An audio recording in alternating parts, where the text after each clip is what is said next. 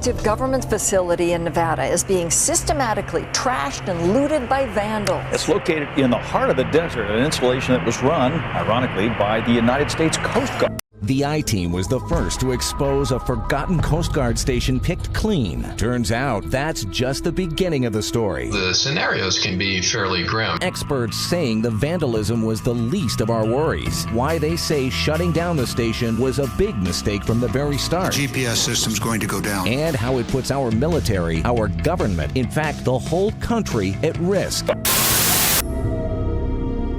Built in the 1970s by the US government along with the Navy and operated by the Coast Guard, this secret facility was known only as LORAN. LORAN is an acronym and stands for Long Range Navigation and was used to navigate ships and planes during World War II. LORAN was decommissioned in 2010 when GPS became more efficient and accurate.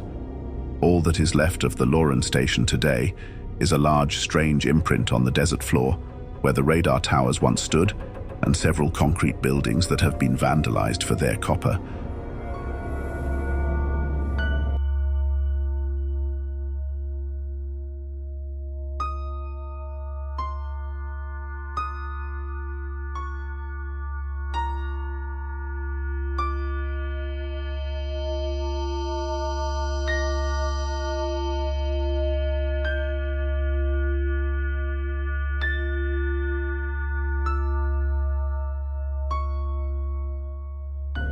We found it, and it's pretty far out here. It's in a very remote area. You can see nothing for miles. Hey, at least they got a place to play basketball, right? Of course, the graffitiists are out here. It looks like somebody's been taking shots at the building. Somebody was very creative with their artwork. Look at that. That's pretty good. I'll have to give it to them. That's pretty good.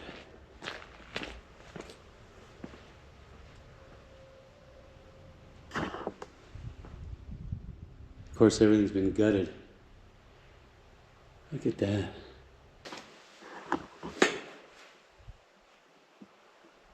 Yeah, of course, all the control panels have been gutted.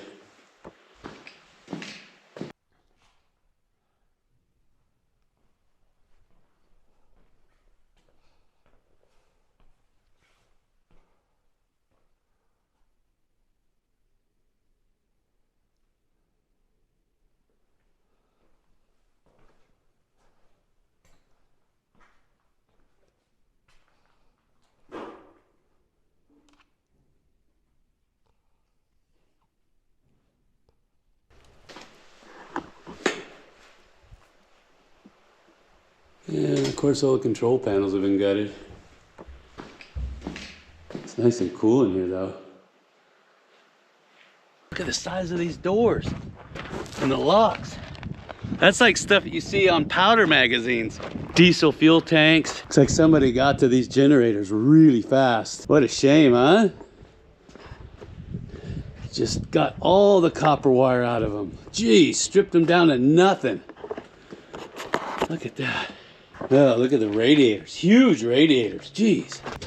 Wow. That is pretty cool. What's in there? Huh? What's in there? Nice. You imagine working out here back in the 90s? Man, talk about desolate. There's not much out here. Of course, all the scrappers have been here and they stole every ounce of copper wire you can imagine. But what I'm interested in is I know there's some gold mines up in those hills. So we're going to go up there and take a look. Because you know me, I got to have my gold. And I know you got to have your gold. But I'm not going to do nothing until you smash that like button. Smash it hard. I have no idea what this thing is. And it's just out here in the middle of nowhere. So if any of you guys out there know what this thing is or what it's supposed to represent, go ahead and leave me a comment down below. Because this one's got me a little bit stumped. It looks like it had a wooden post in it, like a clay marker, but it's just too solid. It's like solid concrete and rock, granitic rock. Looks like somebody was trying to dig up underneath it. Maybe they thought something's buried under here. But like I said, leave me a comment if you know what this thing is. Look at that. There's a building here. You can see the foundations. Because a lot of times they would put their food and preserves in an underground area to keep them cool. Because underground it's always, what, 65 to 70 degrees. Look at that. That's what they used to eat off of. It's like an old pie pan. Nice, huh? Imagine the stories this place could tell. There's the floorboards. Right here. See this? That's the floorboards. Ooh, I wonder if there's any coins down there. You imagine the stories that these walls could tell if they could talk? Over 120 years of history right here.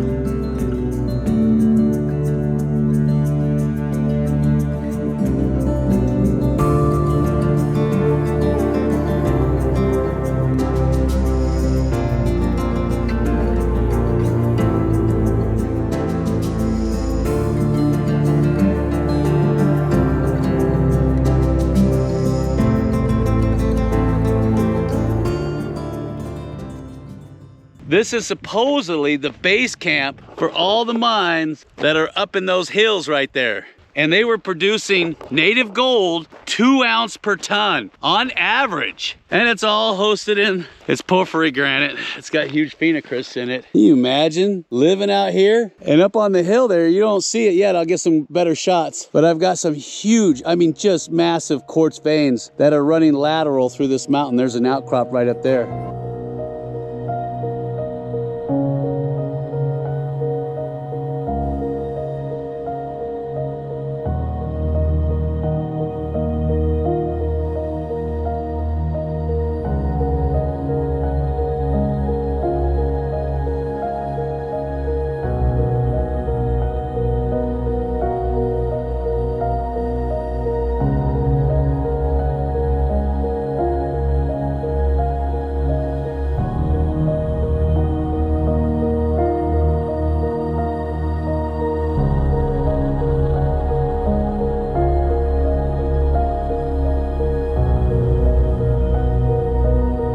I mean, can you imagine working and living out here in July and August? Because they were out here for years working those deposits up in the hills. Man, those guys were tough as nails. I don't know how they did it. Look at this. You know what that is? That is an old water tank that's been beat to shreds. Absolutely gorgeous out here. I got a concrete pad with what looks to be a water pipe. So they might have had their tank sitting here, or this might have been part of the assay lab, because a lot of times the assay labs are off to the side and they got concrete floors in them because of all the chemicals. But man, there's just stuff everywhere. Pieces of plate. Look at this. I got pieces of those old mason jars. I got cans everywhere, bottles. And that looks like a BLM plug to me. Yeah, I'm sure BLM was out here extensively. Yep, that's a BLM plug. Let's take a look inside.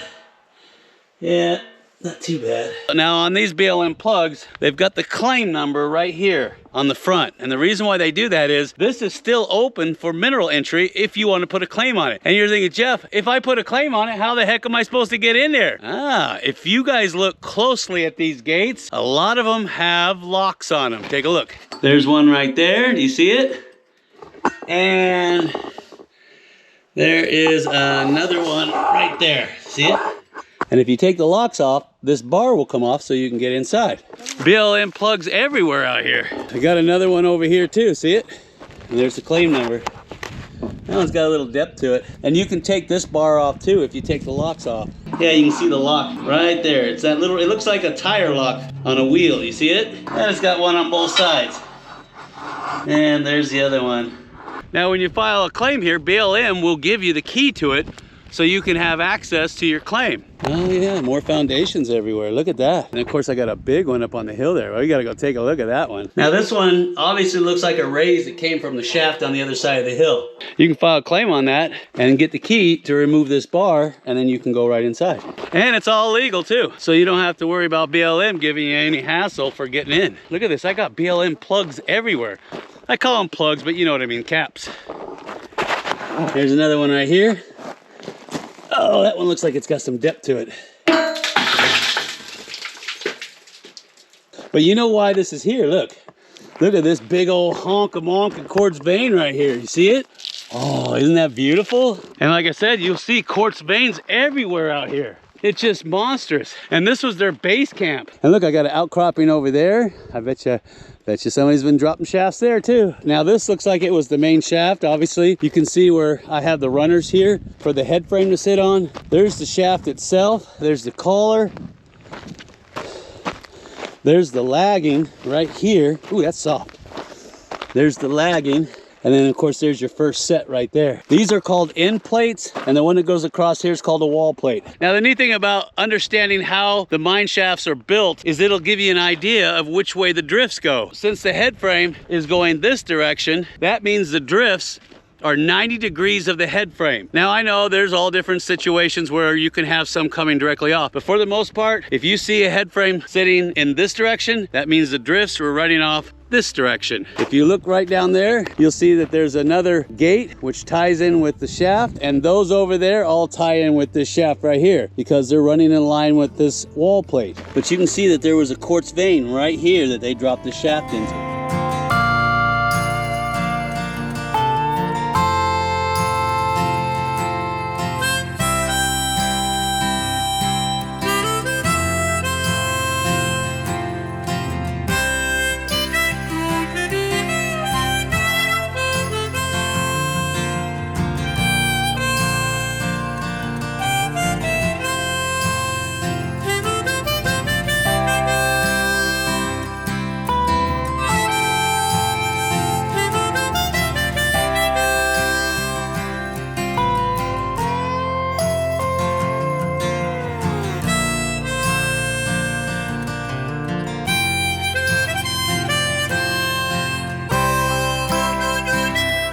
Now on the smaller portals, you'll notice that there is no locking gate. They only put it on the larger ones. And look at this, this ties right in with the main shaft. See that? Nice. All right, let's do an official rock test.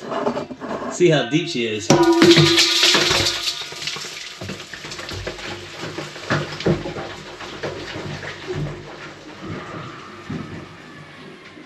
Ooh. And if you look at the waste pile, I've got a little bit of alteration. And you can see the two different types of rock in the waste rock pile is your granitic host rock or basement rock. And this is your alteration rock. This is what they're chasing because this is gonna have mineral assemblages in it. Oh, and look, there's another one over there. Oh yeah. Yeah, this one definitely ties in with the shaft. This would be the one that you'd want to get into right here. I can actually see right down into a drift. All right, we're gonna go venture over to the other mines. I'll give you some background history on those mines, and I'll teach you a little geology when we get over there. Now, I went ahead and got a nice grab samples from on the waste rock pile. You can see I got carbonates of copper. There's some beautiful malachite right there. And if you look closely, you can see the sulfides in there, locked in there, inside of that augite. I got mines way, way up on top of that mountain. And look over here. You wouldn't even notice it unless you were looking. Look what I see. Look at that. Yeah, just hiding over here. It's got a door on it. If I had to guess, it was powder storage. And there's a huge pack rat nest in there. Oh yeah, he says, come on in, Jeff. Smell some of my booty. And look, they had concrete around it. Definitely powder storage. And you can see the lock on it right there. Check this out, just walking up and down this wash, and I found this old alcohol flask. It looks like a liquor flask. Pretty cool, huh? Now we're trying to figure out how to get up to the mine. Of course, the road, the switchback, is just barely big enough for somebody to walk on. I don't know how they found this outcrop, because this thing's on the side of a mountain. Take a look. There's one of the mines. There's 4 mines up there, and then there's a chute, a loading chute. You can see the part of the switchback up there on the top. So what I'm gonna do is I'm gonna take the drone and fly it up there so you guys can see exactly what's up there and if it's worth going up there.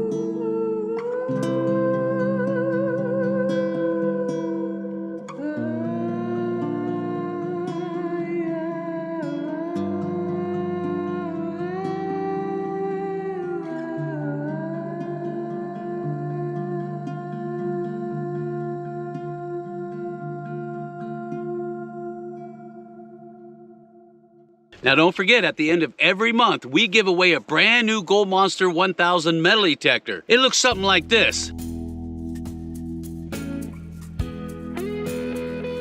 And not only that, we give away bags and bags of pay dirt from our drift mine. It looks like this.